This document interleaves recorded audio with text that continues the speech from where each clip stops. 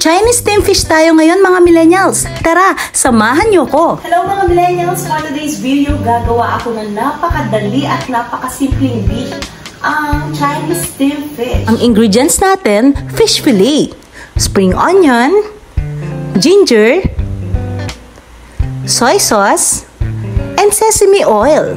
Let's start cooking! Unang gagawin natin mga millennials, ilagay natin ang ginger on top of the fish fillet. Then next naman, ilagay na natin ang soy sauce sa ibabaw rin ng fish fillet para ma-absorb niya ang lasa. Next naman, ilalagay na natin ang spring onion.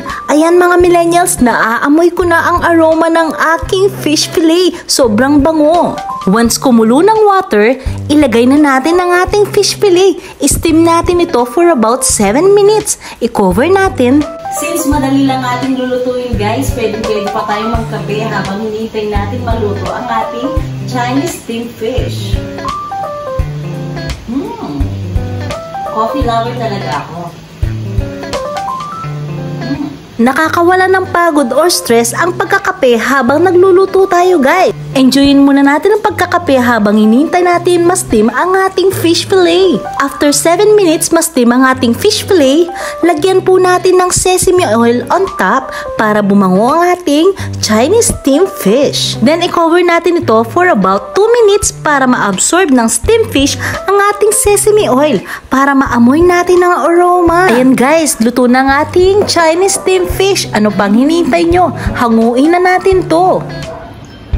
So ito guys, ililipat ko siya sa aking mas malaking plate. Ayan. So makikita nyo guys, lutong-luto na ang ating steamed fish. Dory fish po pala yung ginamit ko guys. Ito na guys, ang finished product ng aking Chinese steamed fish. Napakasarap and napaka-healthy. Ito na guys, ang the most awaited moment ng ating food vlog. Of course, ang ating food tasting. Well mga millennials, ang masasabi ko sa aking finished product ng Chinese steamed fish, hindi siya malansa and naaamoy ko talaga yung aroma ng sesame oil.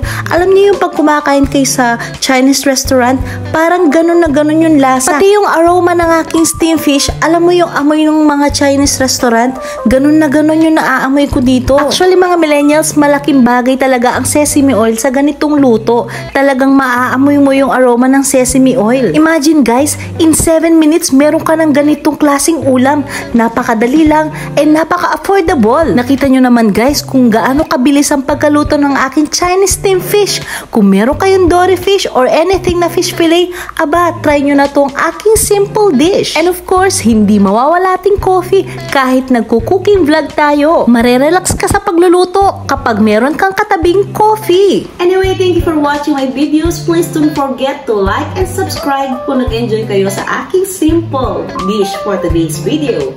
Blah blah blah, bye! See you on my next cooking vlog. Bye!